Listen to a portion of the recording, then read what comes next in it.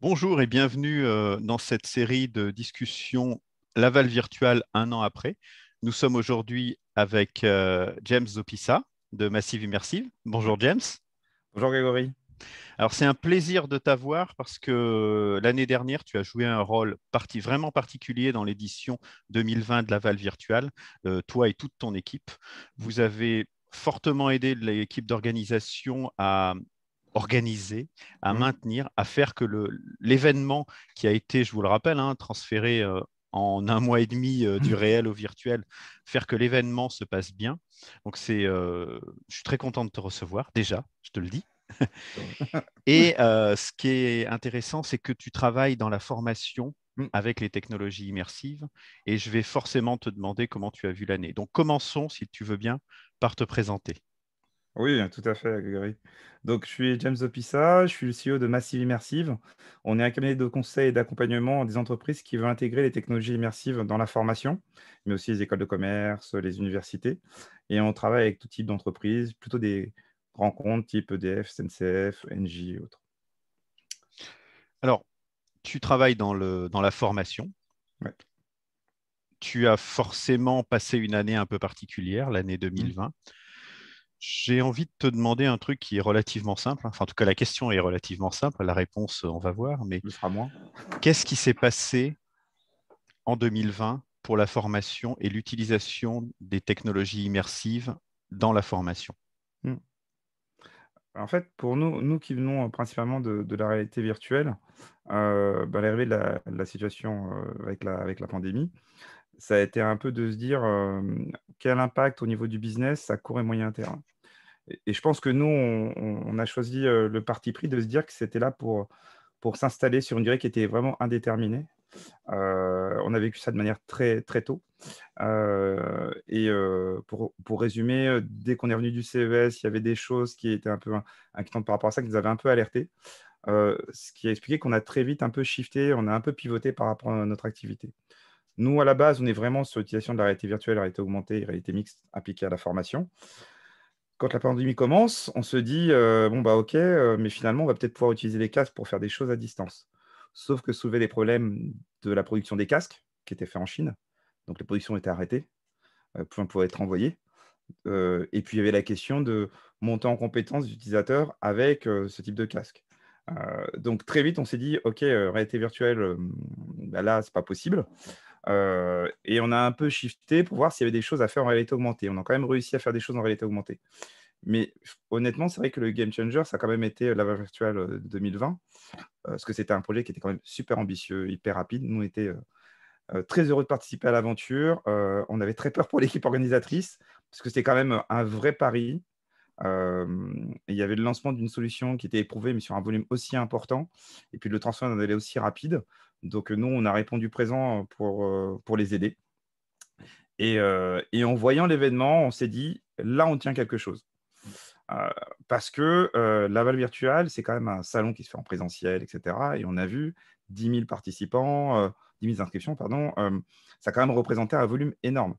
Et on s'est dit, à partir de là, on a peut-être des choses à faire au niveau de la formation. Très vite, on s'est retourné vers nos clients et on leur a proposé de migrer vers des choses en distanciel et de manière vraiment immersive, sans casque. Donc, c'est de l'immersion sans casque. Donc, plutôt en s'armant avec des solutions de type Verbella ou autre. On a eu la chance d'avoir un client qui a répondu d'accord, qui était sur une opération qu'on faisait auparavant en présentiel, et on l'a porté directement en distanciel. Alors, c'était une durée, on ne voulait porter qu'une partie. Finalement, on a porté 2 jours de formation en distanciel dans un monde immersif. Euh, et en fait, on ne regrette pas le choix qu'on a fait à ce moment-là, parce que tout ce qui est formation en utilisant la réalité virtuelle, ça commence à revenir depuis quelques mois, mais c'était quand même vraiment en stand-by, enfin, forcément pour toute l'année 2020, quoi. Il y a eu des tentatives un peu isolées, hein, à partir du mois de septembre, parce qu'on avait un peu d'espoir, comme ça c'était un peu ouvert pendant l'été. Et puis très vite, ça s'est refermé. Donc, réalité virtuelle est un peu mise de côté. On a réussi à faire des projets en réalité augmentée, mais c'était assez limité quand même, parce que malgré tout, il y avait quand même un petit peu d'accompagnement à faire par rapport à ça. Donc là, nous, il y a eu un véritable game changer, ce qui a été vraiment l'utilisation de ces technologies immersives, mais finalement avec cette dimension sans casque, de l'interaction et autres, qui ont permis en fait d'apporter de nouvelles choses dans la manière de former. Euh, et, euh, Et pour résumer, je pense que pour les entreprises, elles n'avaient pas le choix. Je sais que dans l'échange qu'on avait avec les entreprises, quand on en parlait, si on a vu la même discussion 2 ans auparavant, bah, ils m'ont dit: «Mais James, tu oublies».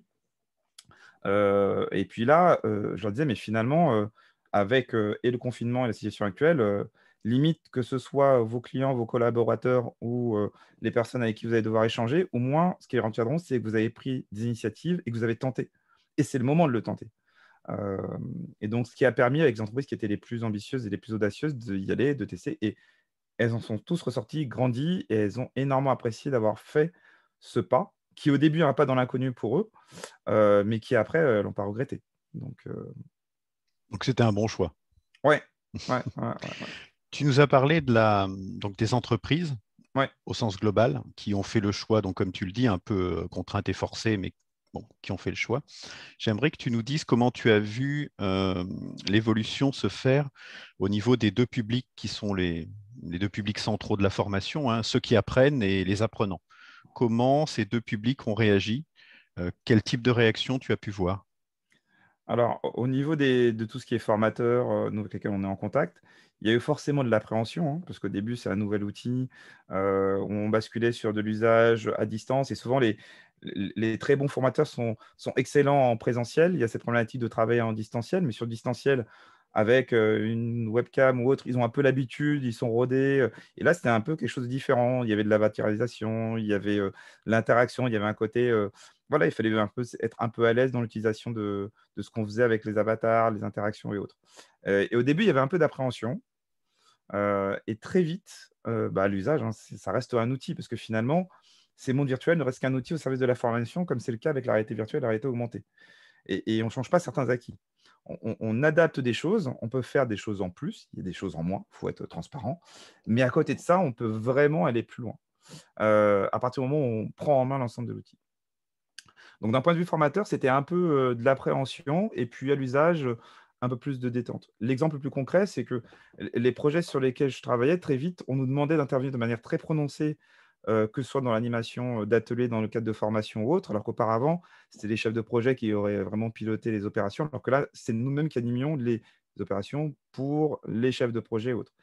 Dès qu'on a travaillé de manière récurrente, on se rendait bien compte que, eux-mêmes prenaient la main et après ils se sentaient à l'aise, ils étaient plus détendus, de travailler de cette manière-là. D'un point de vue apprenant, hem, j'ai rarement constaté, des réactions, négatives. Les gens étaient plutôt, très motivés, exaltés et surtout ça leur permettait de sortir du cadre de l'utilisation de visio. Parce que forcément, à ce moment-là, bah, l'outil qui était le plus utilisé, c'était la visio. Donc, les réunions visio, ça s'enchaînait. Et puis là, on arrivait en utilisant des solutions où on pouvait, ben, voilà, interagir direct en direct, on pouvait faire bouger son avatar, on pouvait se déplacer de salle en salle. On pouvait vraiment partir à la découverte, bah, d'espaces. Nous, on organisait par exemple des ateliers où les personnes changeaient d'atelier au fur et à mesure, mais se déplaçaient physiquement et puis ils échangeaient avec d'autres personnes. On organisait des sessions aussi de un peu de networking sur des problématiques où les gens venaient échanger de manière complètement ouverte sur des thématiques, très différentes. C'est-à-dire qu'on ouvrait des salles, comme dans la vraie vie et les participants rentraient. Il y avait une thématique agile, coaching agile, il y avait une partie, réalité virtuelle, une autre réalité augmentée, il y avait différents et les personnes rentraient et échangeaient avec les personnes de la salle directement comme elles feraient dans un espace complètement ouvert et on voyait ce que ça a apporté, c'est que le travail à distance, c'est commencer à renforcer cet aspect qui est, le café du matin. Je résume le café du matin. Lorsqu'on vient à une formation, il y a un moment crucial qui est le matin, on prend connaissance, bah, des personnes avec qui on va faire la formation, avec qui on va échanger et cetera et c'est des moments informels où des choses se créent et finalement, lorsqu'on est à distance, on est très vite très orienté à activer la caméra lorsqu'on a besoin de faire une conférence ou un atelier ou la problématique de formation, mais pas ce temps d'échange et là, on a réussi à le recréer avec ces mondes virtuels, à introduire la sociabilisation, l'échange à plusieurs. Alors, aujourd'hui, on est en juin 2021. On est dans cette période, en tout cas en France, de confinement, hein. La situation est assez compliquée dans d'autres pays du monde, mais bon, globalement, on va dire qu'on retourne vers des activités les plus normales possibles. En particulier, on revoit des salons, on revoit des formations en présentiel. Qu'est-ce qui va rester, selon toi, de cette année et de cette utilisation à outrance des mondes immersifs, quels qu'ils soient? Est-ce que on va continuer? Est-ce qu'on va hybrider? Est-ce qu'on va retourner en présentiel classique? Qu'est-ce qui arrivera dans les quelques mois qui viennent? C'est vrai que c'est très difficile de se projeter, hein, et d'imaginer ce qui va se passer dans les prochaines semaines, compte tenu du contexte. Je pense que ce que ça a provoqué, en tout cas, c'est un changement de mentalité, hein. C'est de se dire que finalement, c'est pas parce qu'on est à distance qu'on n'est pas en capacité de travailler. On se rend bien compte que le télétravail, ça va s'insérer de manière profonde, hein, dans la manière de travailler des différentes entreprises. Et du coup, la volonté de varier les outils qu'on utilise, que ce soit pour la formation, pour les conférences, pour l'animation et autres. Et c'est cet aspect-là qui va beaucoup plus s'installer. L'hybridation, je pense que c'est aussi un gros pari, hein. C'est un véritable sujet de réussir à faire vivre, bah, une communauté qui va être un collectif qui va être à distance, ceux qui seront en présentiel. C'est très challenging. C'est pour ça que c'est aussi sympa aussi de voir que cette année, Laval repousse encore, le coup un peu plus loin en se disant: «Bah, allez, on va faire de l'hybridation aussi par rapport à ça». Donc c'est aussi hyper intéressant. Après, j'ai tendance à dire time will tell. Enfin, on va voir par le temps parce que pour moi, l'un des véritables sujets, c'est de se dire, on a bien senti qu'à partir du moment où, on sentait qu'il y avait le confinement allait un peu se libérer, on a senti une baisse des demandes, autour de tout ce qui était en distanciel. Là, on en a encore certaines, mais on a de plus en plus de demandes autour de l'utilisation de la réalité virtuelle dans les problématiques de formation. Donc ça revient. La question, c'est qu'est-ce qui se passe au mois de septembre, octobre? Et je pense que maintenant, tout le monde est un peu en train de se dire: «Mais finalement, je dois garder dans le coin de ma tête que si jamais ça se resserre, comment je le mets en place?» Parce que le principe, c'est pas de complètement tout annuler, hein, mais comment je le mets en place en distanciel avec des solutions qui vont aller un petit peu au-delà de ce que je faisais auparavant. Et s'il y a encore du présentiel, bah, c'est génial, on va continuer sur la réalité virtuelle.